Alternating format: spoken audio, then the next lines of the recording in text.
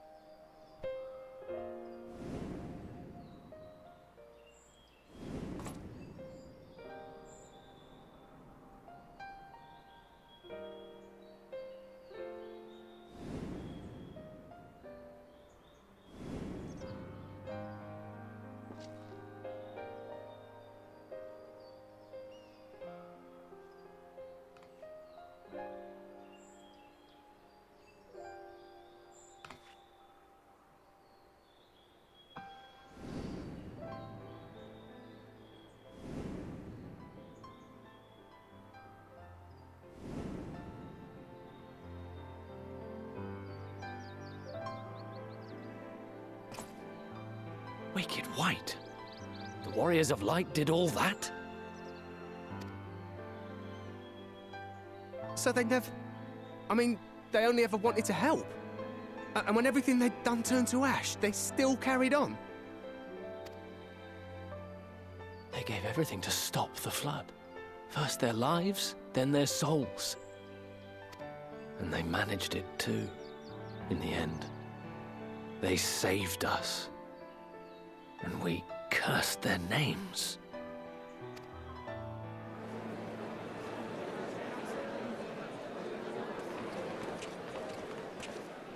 This should go a long way towards clearing the air.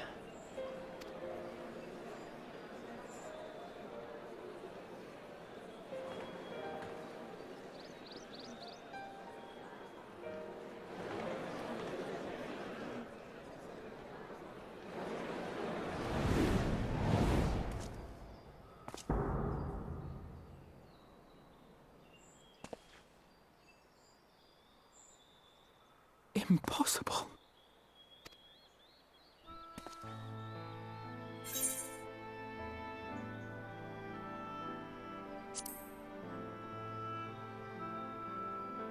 I definitely see something. You don't think it's a ghost, do you? Nay, yonder standeth no bloodless apparition, but a warrior of light and darkness both. Ardbert. What in the world?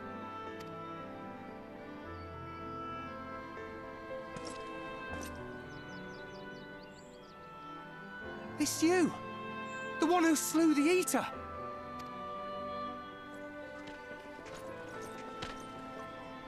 That it should be the Warrior of Darkness who brought the truth to light.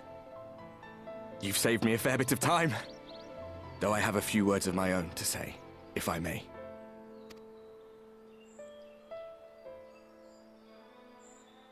People of the Crystarium! I am Ardbert. One of those you know as a warrior of light. That's impossible. You should be dead. Aye, that I should. But as the world has been given new life, so too have I. I know not why I, and I alone, have been gifted this chance. But I do know this. Only by the will of the star itself could such a miracle come to pass.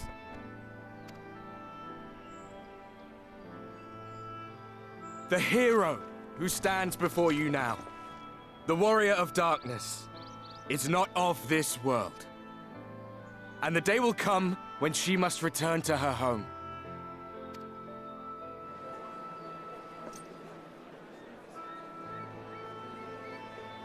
But this land is our home. And if it is to remain so, now and forevermore, it is we who must protect it. The time to rely on saviors from afar has passed. It is you who must rise. You who must become the new warriors of light!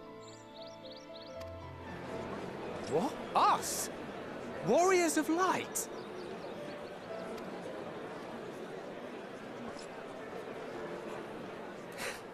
None of us were born heroes, my friend. I was only ever a man with a thirst for adventure.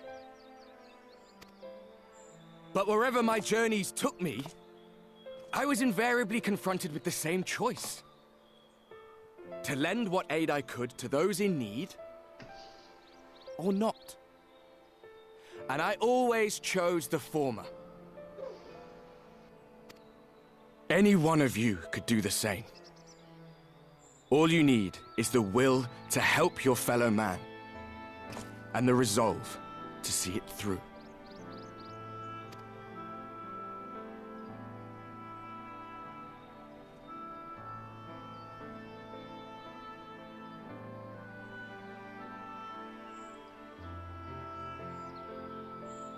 From thine own lips did we learn of Ardbert's fate, and by thy countenance I gather thou art not inclined to recant thy testimony.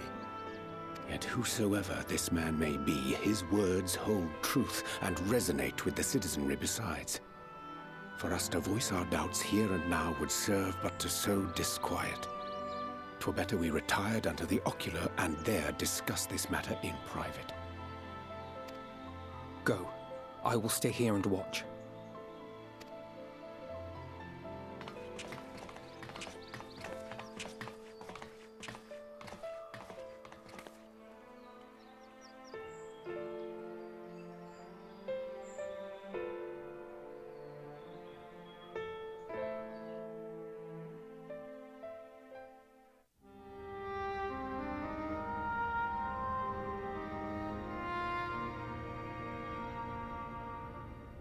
So, that is a warrior of light of the first.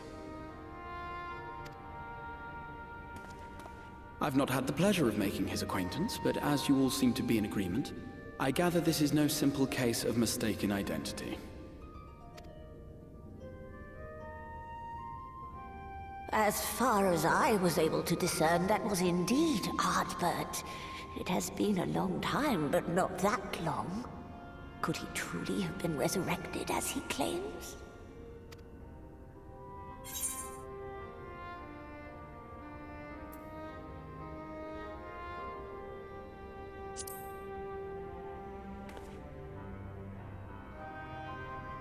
Ardbert did entrust his very soul unto thee. I see no reason to question thy judgment. Nor I. To my eyes, your ether burns as brightly as the day you slew Emmett Selk. That is proof that he is with you still.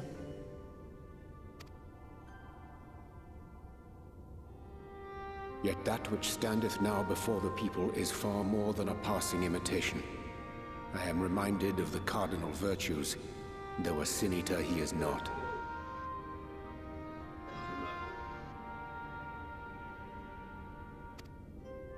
Which leaveth but one plausible explanation. That he is an Ascian.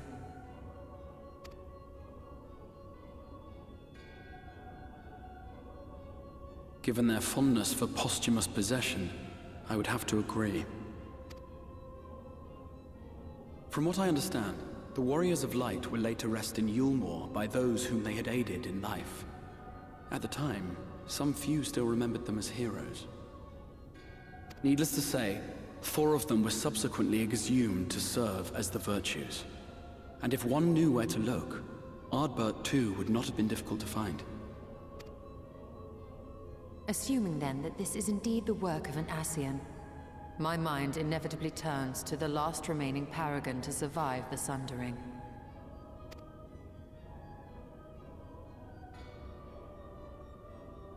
Elidibus.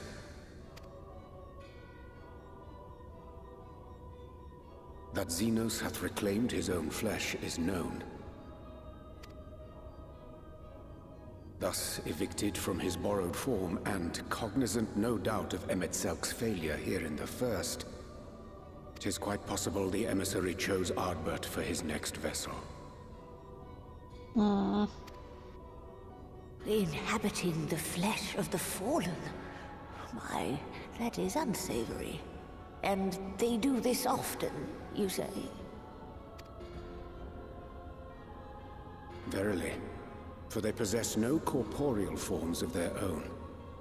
In what one may term their natural state, none save those gifted with the echo can perceive them. Indeed, when Elidibus intruded upon the waking sands, his presence did go unmarked by all save Minfilia and the Warrior of Light.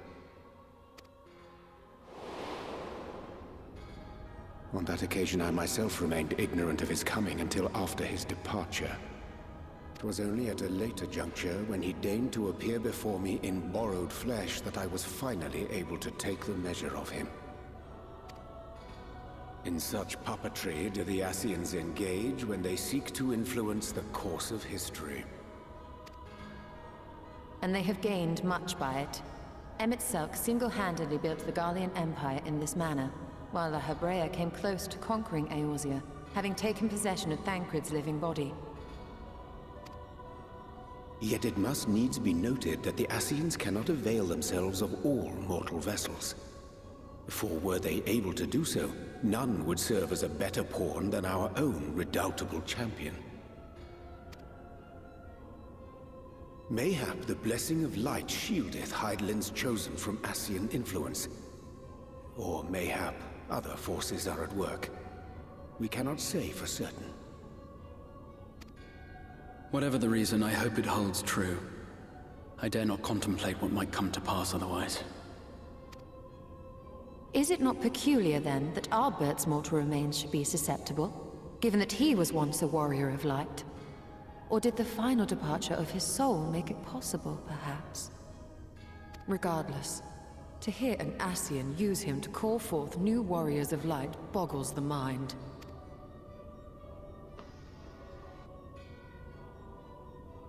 Elidibus hath ever been an enigma, his ostensible purpose being to preserve the balance between light and dark.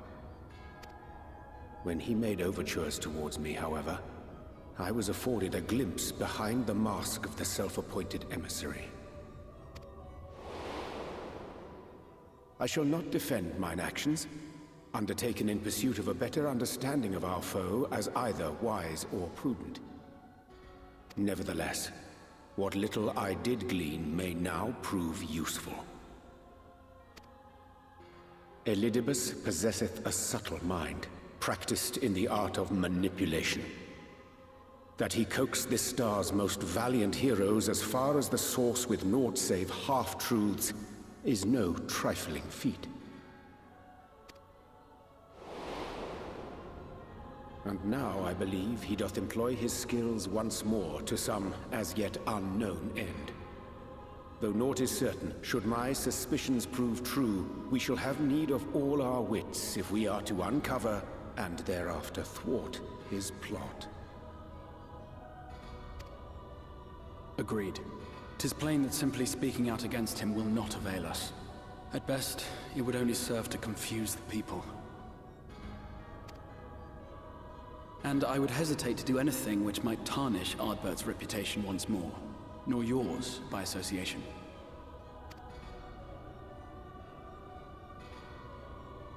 That being the case, it may be wise to keep a covert eye on this Ardbert's movements, as we attempt to discern his purpose and how best to mitigate his influence.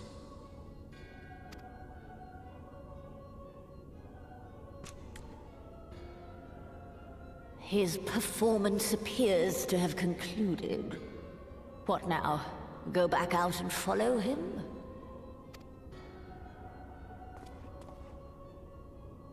'Twould appear Master Alphino already hath pursuit in mind, and I suspect one pair of eyes shall better serve our cause than half a dozen.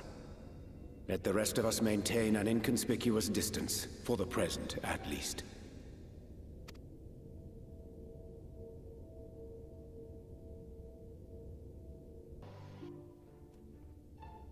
Alright, everyone. I'm gonna have to end it here. Please leave a like and subscribe. Also hit that bell icon to get notified of when my next video is posted. Hope to see you then. Bye bye!